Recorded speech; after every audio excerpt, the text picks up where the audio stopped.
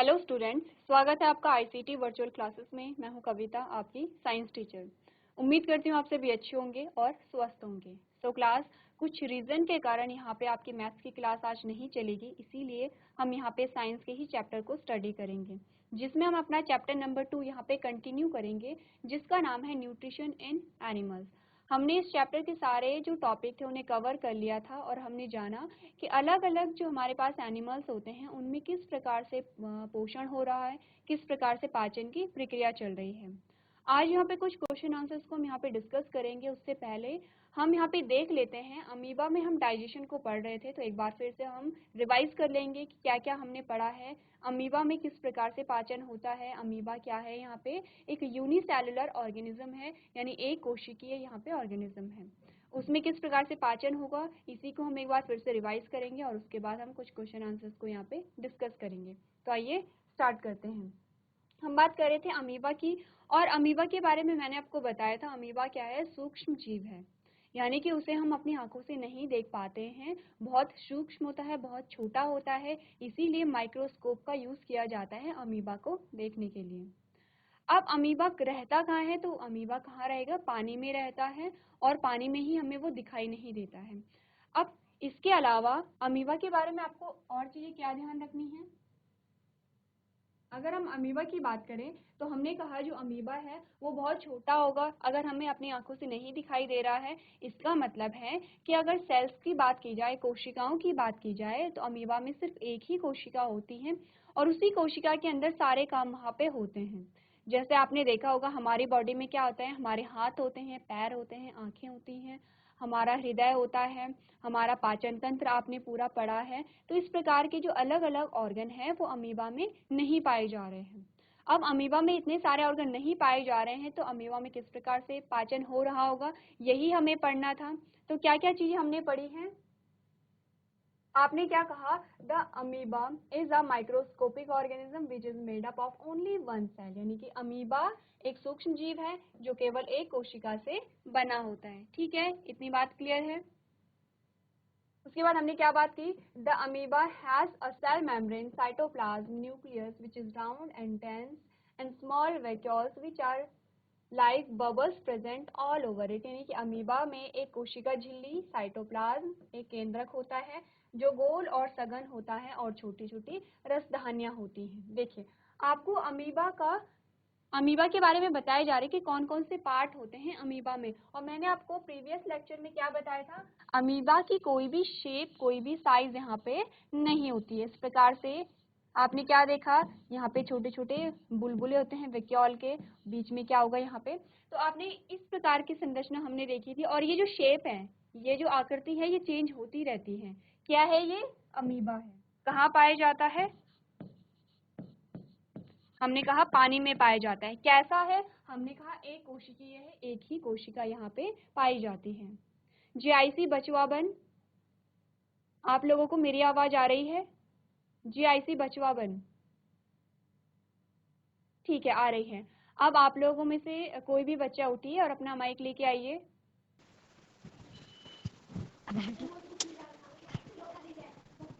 चलिए फ्रंट में आइए बच्चे जिसने, ठीक है। Good morning ma'am. Good morning, आपका नाम क्या है। मैम युवराज सिंह। युवराज। युवराज, आपको पता है कि हम कौन सा चैप्टर पढ़ रहे हैं। मैम भैया ने 7 की क्लास चला दी है। बच्चे आप कौन सी क्लास के हो। मैम हम 6 की हैं और एक भैया आया उन्होंने 7 की चला दी। अच्छा ठीक है, चलिए कोई बात नहीं। तो आपको क्या करना है, फिर भी आप सुनिए, क्योंकि आपको अगले साल ये सारी चीजें पढ़नी है। ठीक है, तो आप लोग बातें नहीं करेंगे, और आप में से सिर्फ एक बच्चे ने कॉपी ओपन की है। सारे बच्चे अपनी कॉपी, बुक, जो भी आपका काम है, अगर आपका कोई काम है तो आप वो कीजिए, वरना आप ध्यान से सुनिए। ठीक है युवराज। तो हम यहाँ पे बात कर रहे हैं अमीबा के बारे में। हमने कहा अमीबा क्या है, सूक्ष्म जीव है, पानी में रहता है, और आपको बताया गया कि अमीबा में क्या क्या चीजें होती हैं। तो हमने कहा अमीबा में एक कोशिका झिल्ली होती है, ये जो आपको बाहर वाला पार्ट दिखाई दे रहा है, साइटोप्लाज्म होता है, इस प्रकार से क्या है, तरल पदार्थ होता है। एक केंद्रक होता है, ये क्या है, यहाँ पे केंद्रक है। गोल और सघन होता है, जो केंद्रक है गोल और सघन होता है। छोटी छोटी रसधानियां होती हैं। ये जो आपको छोटे छोटे आपको दिखाई दे रहे हैं, ये क्या होंगे? रसधानियां होती हैं। ये आपको बताया गया है अमीबा का स्ट्रक्चर। अब नेक्स्ट जो हेडिंग हमारे पास आती है, उसमें ये बताया गया है कि जो अमीबा है वो भोजन को कैसे ग्रहण कर रहा होगा, उसमें पाचन की प्रक्रिया कैसे चल रही होगी। तो क्या चीजें हमने यहाँ पे पढ़ी थी? हमने कहा था it use a false feet.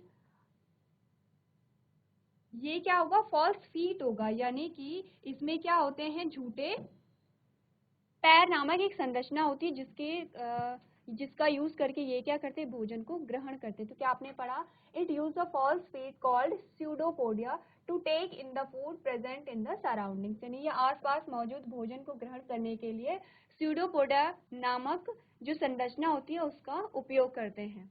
Next आपने क्या देखा? Whenever it wants to intake the food the pseudopodia और finger like projection come out of its body. जब भी अमीबा को भोजन करना होता है, स्यूडोपोडिया निकलते हैं और भोजन को ग्रहण कर लेते हैं। कैसे? हमने इमेज देखी थी और क्या हमने बात की थी? हमने कहा था क्या है? ये अमीबा है। अब अमीबा की जो आकृति है वो चेंज होती रहती है, ठीक है। सपोज जो अमीबा था वो इस प्रकार का था, ठीक है। ये न्यूक्लियस यहाँ पे आ गया है, ये छोटे छोटे वैक्यूल यहाँ पे आ गए हैं, ठीक है। इतनी बात क्लियर है? क्या हुआ? अब पहले ये नॉर्मल अमीबा था, इसे भोजन दिखा तो इसने यहाँ से इस प्रकार से क्या संरचना निकालनी शुरू कर दी। फिर आपने दूसरी इमेज में क्या देखा? ये जो संरचना है ये और ज्यादा इधर को निकल रही है। क्या कर रही है? भोजन को घेर रही है इस प्रकार से।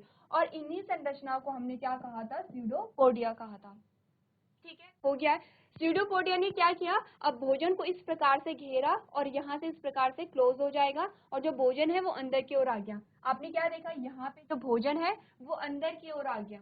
कहाँ पे? ये जो वैक्यूल्स है यहाँ पे भोजन आ गया है। अब जो वैक्यूल है, वैक्यूल में ही क्या होगा? भोजन का पाचन होगा। पाचन के बाद हमने क्या देखा? एब्जॉर्प्शन हो रहा है, एसिमिलेशन हो रहा है, इजेशन हो रहा है, ठीक है। यानी कि क्या बात की थी हमने कहा था पाचन होगा, उसके बाद अवशोषण होगा पाचित भोजन का, यहाँ पे भी हो रहा है। फिर हमने कहा कि जब अवशोषण हुआ तो उस पाचित भोजन जो यहाँ पे अवशोषित हुआ है उसका क्या होगा? यहाँ पे यूज होगा। नेक्स्ट हमने क्या कहा? इजेशन होगा, यानी कि जो अपशिष्ट पदार्थ है, जो अपचित भोजन है वो अमीबा में भी होगा और वो अब यहाँ से बाहर निकल जाएगा। तो पढ़ लेते हैं ये सारी चीजें। आपने क्या देखा? स्यूडोपोडिया भोजन को अपने में समा लेता है और भोजन रिक्तिका में जमा हो जाता है, ठीक है। हमने यही कहा था। नेक्स्ट आपने क्या पढ़ा? आपने कहा then it secretes some digestive juice inside the vacuoles that helps in its digestion of food, यानी कि यह फिर रिक्तिका के अंदर कुछ पाचक रसों को स्रावित करता है जो भोजन के पाचन में मदद करते हैं, ठीक है। क्या होगा? जो वैक्यूल है उसके अंदर पाचक रस स्रावित हुए हैं और अब वहां पे पाचन की प्रक्रिया चलेगी। The amoeba then absorb the digested food and use it for fulfilling different life processes such as multiplication and growth, यानी कि अमीबा तब बचे हुए जो पचा हुआ भोजन होता है, पचे हुए भोजन को अवशोषित करता है और इसका उपयोग विभिन्न जीवन प्रक्रियाओं जैसे गुणन और वृद्धि को पूरा करने के लिए करता है। और लास्ट लाइन आपको क्या बताती है?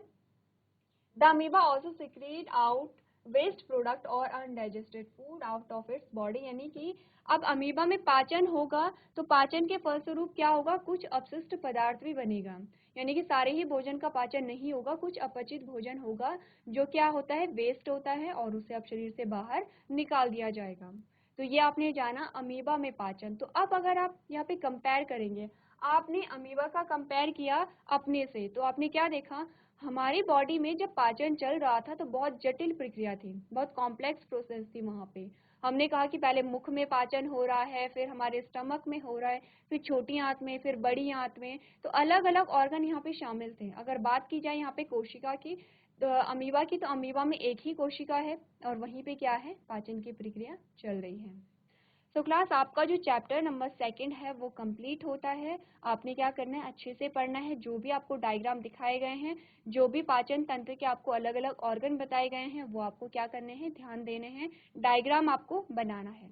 साथ ही आपको पाचक रसों के नाम यहाँ पे पता होने चाहिए। फिर आपको ये पता होना चाहिए कि घास खाने वाले जंतुओं में पाचन किस प्रकार से हो रहा है और एक कोशिकीय जीवों में पाचन किस प्रकार से होगा।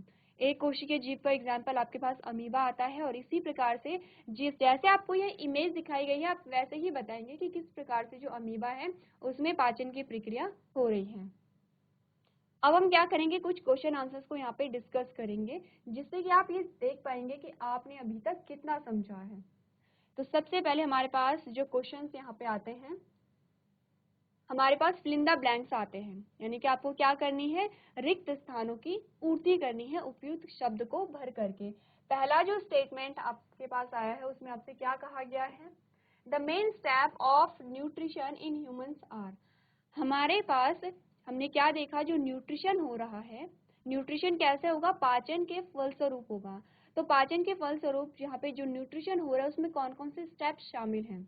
हमने क्या देखा, जब हम मनुष्यों में पाचन को पढ़ रहे थे हमने कहा अलग अलग स्टेप आते हैं। आप भोजन ग्रहण कर रहे हैं, भोजन का पाचन हो रहा है, उसके बाद भोजन का जो है अवशोषण हो रहा है, इसी प्रकार से अलग अलग स्टेप हमारे पास आते हैं। तो सबसे पहले हमारे पास जो आंसर आएगा, सबसे पहले जो हमारे पास हमने क्या कहा, पहला जो स्टेप हमारे पास आता है वो है इंजेशन, यानी कि अंतर ग्रहण हमने किया। ठीक है, इतनी बात क्लियर है। यानी कि पहले क्या होगा, जो पहला स्टेप है वो क्या होगा, इंजेशन होगा, यानी जो ए है वो पहला स्टेप हमारा होगा।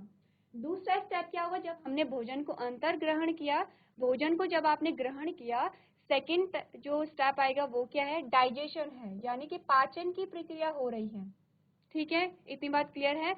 आप इस चीज को रिलेट कर सकते हैं, पहले हमने भोजन ग्रहण किया, हमने खाना खाया, उसे हम क्या कह रहे हैं, इंजेशन कह रहे हैं, या फिर हम क्या कह रहे हैं, अंतर ग्रहण कह रहे हैं। अंतर ग्रहण करने के बाद भोजन का पाचन होगा, डाइजेशन होगा। दूसरा स्टेप आपके पास यहाँ पे आ गया है। तीसरा हमने क्या कहा, एब्जॉर्प्शन होगा। अब जब भोजन का पाचन हो गया है तो पाचित भोजन का क्या होगा, यहाँ पे अवशोषण होगा, तीसरी चीज हो गई है। चौथा हमने क्या कहा, पाचित भोजन का अवशोषण जब हो गया तो अब उसका क्या काम है, अब हम उस पाचित भोजन का उपयोग करेंगे अलग अलग कार्य को करने के लिए। इतनी बात क्लियर है। और लास्ट हमने क्या कहा, यहाँ पे क्या होगा, इजेशन होगा, यानी कि जो अपचित भोजन है उसे शरीर से बाहर निकाल दिया जाएगा। तो इतनी बात क्लियर है क्या क्या हमने किया। आपको ये जो स्टेप है वो लाइन से याद रखने हैं। पहले आपने क्या किया, भोजन को ग्रहण किया, पहली बात है। दूसरा आपने क्या किया, भोजन का पाचन होगा। देखिए, अगर हम यहाँ पे नंबरिंग करें, हमने कहा पहले आपने भोजन ग्रहण किया,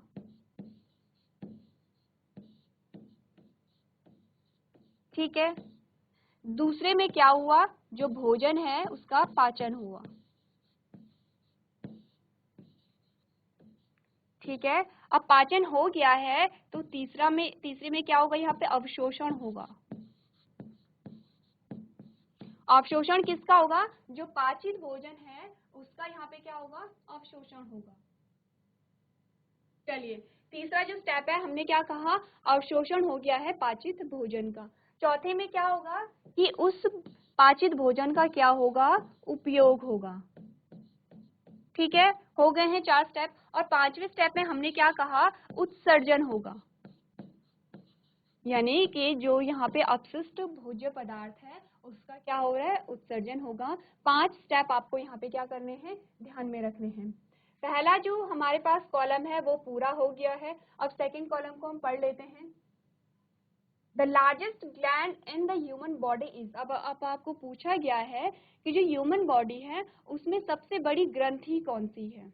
अब ध्यान दीजिए, जब हम पाचन तंत्र को पढ़ रहे थे हमने कुछ ग्रंथियों के बारे में भी पढ़ा था, और हमने कहा था ये जो ग्लैंड है, ये जो ग्रंथियां हैं कुछ पाचक रसों को स्रावित कर रही हैं। तो कौन सी वो ग्रंथि थी, आपने क्या देखा, वो जो ग्रंथि थी वो है लिवर। सेकंड आपका जो आंसर होगा वो होगा लिवर, यानी कि यकृत। शरीर की जो सबसे बड़ी ग्रंथि है वो क्या है, यकृत यहाँ पे है। तीसरा कॉलम आपसे पूछ रहा है, the stomach release hydrochloric acid and dash juice which act on food.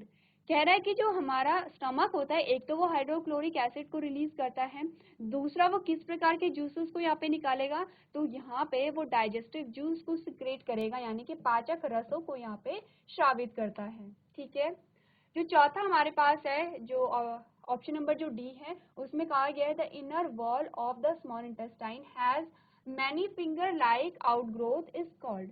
कह रहे कि जो यहाँ पे छोटी आंत होती है, छोटी आंत में इस प्रकार से उंगली नुमा संरचना इस प्रकार से देखी थी हमने, क्या कहते हैं? तो हमने इन्हें कहा था विलाई। क्या आंसर आपका आया कि इन स्ट्रक्चर को, इन संरचनाओं को हम क्या कह रहे हैं? विलाई कह रहे हैं। कहाँ पे पाई जा रही है विलाई? छोटी आंत में पाई जा रही है। और लास्ट आपसे पूछा गया है amoeba digest its food in the, जो अमीबा है वो अपने भोजन का पाचन कहाँ पे कर रहा है? तो आपने देखा था वैक्यूल में कर रहा है। क्या होगा? जो भोजन है, भोजन वैक्यूल में जाता है और वैक्यूल में पाचक रस यहाँ पे स्रावित होंगी और तब जाके वहाँ पे क्या होगा? पाचन की प्रक्रिया पूरी होगी। तो इसी प्रकार से आप क्या करेंगे? अपने क्वेश्चंस को सॉल्व करेंगे। चलिए अगला प्रश्न जो हमारे पास आता है उसमें आपसे ट्रू और फॉल्स यहाँ पे पूछे गए हैं। आपको क्या करना है? यहाँ पे स्टेटमेंट पढ़नी है और उस स्टेटमेंट को पढ़ के आपको ये बताना है कि ये जो कथन है वो सत्य है या असत्य है। तो यहाँ पे सबसे पहला जो आपके पास ऑप्शन आता है उसमें हमसे पूछा गया है digestion of starch start in the stomach, यानी कि जो यहाँ पे स्टार्च का पाचन होता है, स्टार्च यानी कि कार्बोहाइड्रेट, कार्बोहाइड्रेट का जो पाचन होता है वो हमारे स्टमक यानी कि आमाशय में स्टार्ट होता है। क्या ये कथन सत्य है या असत्य है? अब इस क्वेश्चन को सॉल्व करने के लिए आप जाएंगे, जब हम पढ़ रहे थे पाचन तंत्र को, और हमने कहा था पाचन की प्रक्रिया कहाँ से शुरू हो रही है? मुख से शुरू हो रही है।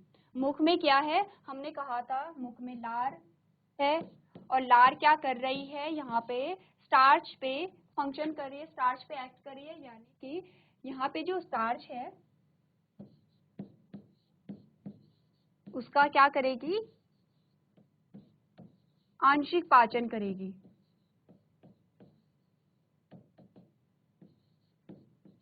ठीक है, और हमने ये भी कहा था कि जो पाचन की प्रक्रिया है वो मुख से शुरू हो रही है, तो मुख में किस चीज का पाचन हो रहा है? हमने कहा स्टार्च कहिए या कार्बोहाइड्रेट कहिए। ठीक है, तो इसके हिसाब से हमारा जो पहला स्टेटमेंट है वो क्या है? गलत होगा, क्योंकि अगर हम स्टार्च की बात करें तो स्टार्च का जो पाचन है वो कहाँ से शुरू हो रहा है? हमारे मुख से शुरू हो रहा है, ना कि स्टमक से।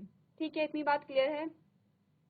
सेकेंड जो स्टेटमेंट हमारे पास आती है उसमें हमसे पूछा गया है the tongue helps in mixing food with saliva. जो हमारी टंग है वो क्या कार्य कर रही है? जो जीभ है वो उसका कार्य क्या है? वो भोजन और सलाइवा को मिक्स कर रही है, यानी कि भोजन और लार को मिक्स कर रही है। तो जब हम पढ़ रहे थे यहाँ पे जीभ के कार्य को, तो हमने क्या कहा था? जीभ बोलने में मदद करती है, स्वाद पहचानने में मदद करती है, लार को भोजन में मिलाने में मदद करती है, निगलने में मदद करती है। तो इसका मतलब हमारा जो सेकंड जो स्टेटमेंट है वो बिल्कुल सही है यहाँ पे। नेक्स्ट जो स्टेटमेंट हमारे पास आती है उसमें हमसे क्या पूछा गया है? The gall bladder temporarily stored bile. तो हमने क्या बात की? जो ऑप्शन नंबर सी हमारे पास आता है उसमें हमसे क्या पूछा गया है? जो गॉल ब्लैडर है वो टेम्परेली क्या कर रहा है? बाइल को स्टोर कर रहा है। अब बाइल को स्टोर, ये बात सही है या गलत है? यानी कि जो बाइल है वो गॉल ब्लैडर में स्टोर होता है या नहीं होता है? सबसे पहले हमने क्या बात की थी? बाइल की बात की थी, और बाइल को हम क्या कहते हैं? सबसे पहले बात करेंगे बाइल, तो बाइल को हम क्या कहते हैं? हम कहते हैं बाइल को पित्त।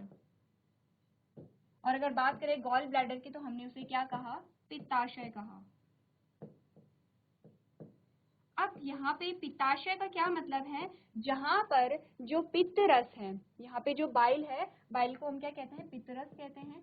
तो जहाँ पे पित्त रस स्टोर हो रहा है उसे हम क्या कहेंगे? पित्ताशय कहेंगे। यानी कि ये बात बिल्कुल सही है कि जो बाइल है वो कहाँ पे स्टोर हो रहा है? गॉल ब्लैडर में स्टोर हो रहा है, यानी जो पित्त रस है वो पित्ताशय में स्टोर हो रहा है। तो हम कह सकते हैं कि हमारी जो स्टेटमेंट नंबर 3 है वो बिल्कुल यहाँ पे सही है। जो नेक्स्ट स्टेटमेंट हमारे पास आती है उसमें हमसे क्या पूछा गया है? The ruminants bring back swallowed grass into their mouth and chew it for some times. कह रहे हैं कि जो जानवर होते हैं वो क्या करते हैं? घास खाने वाले जो जंतु होते हैं वो घास को अपने मुख में वापस लेके आते हैं। तो यहाँ पे घास को मुख में लेके आते हैं, तो क्या कह रहा है जो स्टेटमेंट है? उसके बाद ये क्या करेंगे? वहाँ पे जुगाली करेंगे। तो क्या ये बात सही है या गलत है, ये आपको बतानी है। मैं फिर से रिपीट कर लेती हूँ। ये कह रहे हैं कि जो रूमिनेंट्स होते हैं, अब सबसे पहले आपको ये पता होना चाहिए कि रूमिनेंट्स किसे कहते हैं। देखिए जो घास खाने वाले जंतु होते हैं उन्हें हम रूमिनेंट्स कह रहे हैं, ठीक है।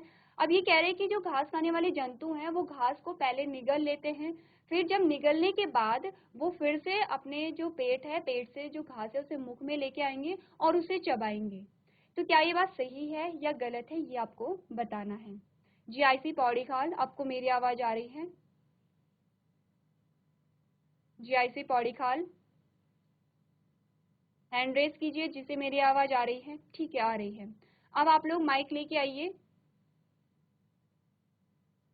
कोई एक बच्चा माइक लेके आ जाइए। Good morning ma'am. Good morning बच्चे, अपना नाम बताइए। सिया। पिया। पिया, आपको ये पता है कि जो क्वेश्चन आंसर्स हम कर रहे हैं वो कौन से चैप्टर के कर मैम रहे मेरा हैं? नाम सिया है। पिया या सिया, क्या आप कह रहे हैं? सिया मैम। पिया। पिया, मैं आपसे ये पूछ रही हूँ कि जो क्वेश्चन आंसर्स हम कर रहे हैं वो कौन से चैप्टर के कर रहे हैं?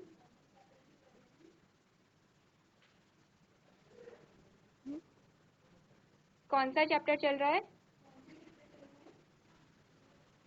किसे पता है हम कौन से चैप्टर के मैम क्वेश्चन बाद में आ आंसर्स रही को थी हम। डिस्कस बाद मैम में आ रखे थे? साइंस। हाँ जी। अच्छा ये बताइए, आपने जो साइंस की आपकी बुक है उसमें सेकंड जो चैप्टर है हमारा, आपने वो पढ़ लिया है? Yes ma'am. साइंस की बुक। अच्छा, क्या नाम है सेकंड चैप्टर का?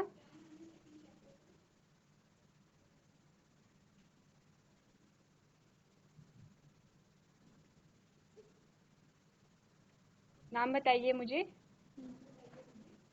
मैम चैप्टर का नाम नहीं पता। किसे पता है सेकंड चैप्टर का नाम? जंतुओं में पोषण, आपने एक चैप्टर देखा होगा, देखा है आपने पिया? Yes ma'am. हाँ, तो हम इसी चैप्टर के क्वेश्चन आंसर्स को यहाँ पे कर रहे हैं, ठीक है। आपने देखा है, आपने अपनी गाय को देखा होगा या आपने कहीं भी गाय भैंस या घास खाने वाले जंतुओं को देखा होगा, तो आपने कभी उन्हें जुगाली करते हुए देखा है?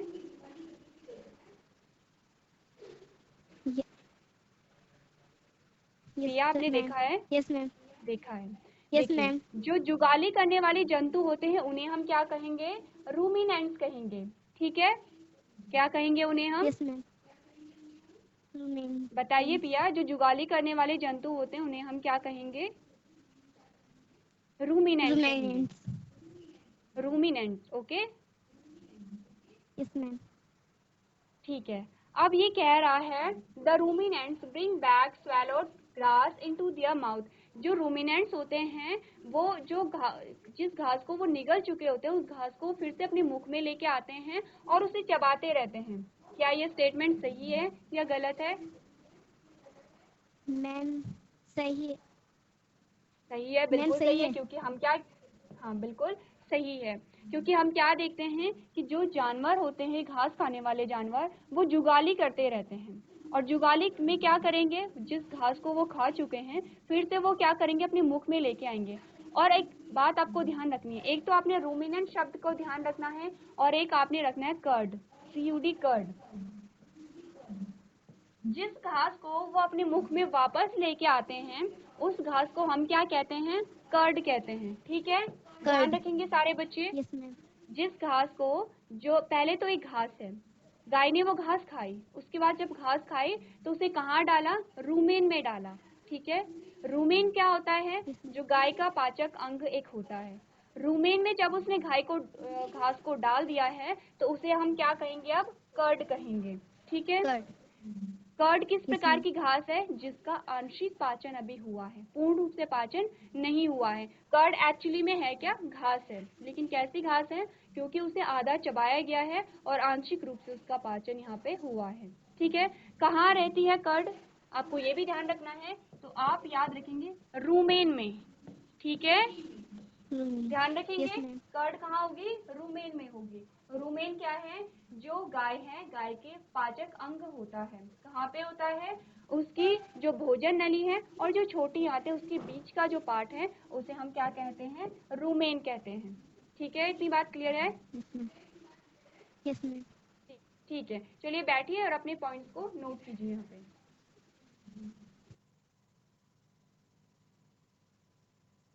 चलिए, सो क्लास आज हमने कुछ क्वेश्चन आंसर्स को यहाँ पे डिस्कस किया है, तो आप और क्वेश्चंस को यहाँ पे प्रैक्टिस करेंगे। तो आज की क्लास में हम इतना ही करेंगे। अभी तक क्लास में बने रहने के लिए आपका धन्यवाद।